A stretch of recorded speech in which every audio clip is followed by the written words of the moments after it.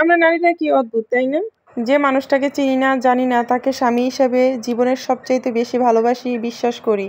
ভুলে যাই যে মানুষটাকে এত বিশ্বাস করি যে মানুষটা এই পরিবারেরই রক্তের কথাই বলবে। সুযোগ পেলে সেও খোঁচা মেরে কথা বলবে।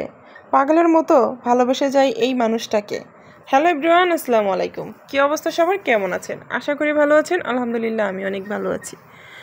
এই কথাটা বলার কারণটা হলো কি জানো? স্বামী যতই ভালোবাসুক না কেন, একটু ত্রুটি পেলেই হলো সেও কিন্তু শাশুড়ি মায়েদের মতোই খোঁচা মেরে কথা বলতে শুরু করে দেয়।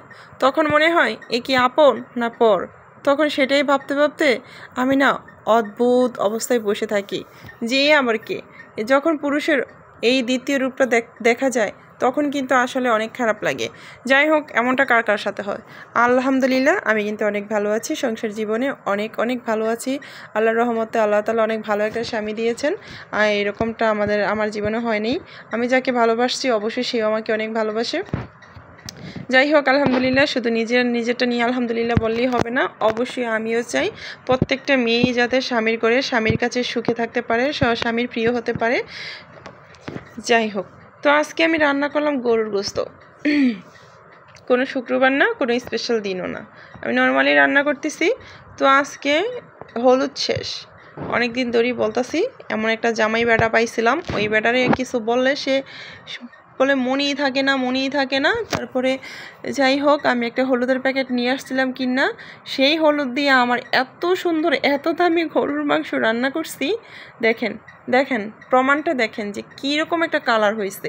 এটা কি কোনো কালার হইতে পারে বলেন? হ্যাঁ, গরুর মাংস দেখলে তো মানে রান্না করার সময় তো মনে হয় যেটা হয়ে গেছে, খাইতে মন চাইতেছে। আর আমার এই হলুদের কারণে আমার গরুর মাংসের কালারটাই একদম গেছে। তারপরও চেষ্টা করেছি সুন্দর করে রান্না করার জন্য। অবশ্য খেতে ভালো হয়েছে, কিন্তু দেখতে তেমন কিন্তু একটা ভালো লাগতেছে না। যাই হোক, আমার হাজব্যান্ড তো একদমই পছন্দ করে না। সে এমন মানুষ, ওপরে ফিটফাট থাকতে হবে, ভিতরে কি সদরঘাট নাকি সেটা দেখার বিষয় না। আরেকটা কথা হলো, সে হয়েছে যেটা দেখতে সুন্দর সেটা খেতেও ভালো। এই আর কি ওনার অবস্থা। তো যাই হোক, আমার কষানোটা হয়ে গেছে। কষানো হয়ে যাওয়ার পরে এখন আমি প্রায় রান্নাটা শেষ পর্যায়ে চলে আসছে। কাঁচামরিচ ছিটিয়ে দিলাম এখানে, সাথে দিয়ে দিলাম গরুর গোশতের মশলা, সেটাও দিয়ে দিলাম। আরেকটা কথা, কিন্তু এমন কাজ করছি আজকে কিন্তু মশলা দিতেও ভুলে গেছিলাম। লবঙ্গ, তেজপাতা, দারচিনি এগুলো কিন্তু দিতে ভুলেই গেছি। যাই হোক, তারপর শেষের দিকে দিয়ে দিলাম, দিয়ে আর কি রান্নাটা শেষ করে নিলাম। যাই হোক, এরকম ভুল কিন্তু কেউ কইরো না, তাহলে এত সুন্দর তরকারিটা একদম বিস্বাদ লাগবে। অবশ্য বিস্বাদ লাগে নাই, কিন্তু সত্যি কথা ভালো হয়েছে, কিন্তু কালারটা দেখতে ভালো লাগে নাই। এই তো আজকে আমার রান্নাটা এই পর্যন্তই।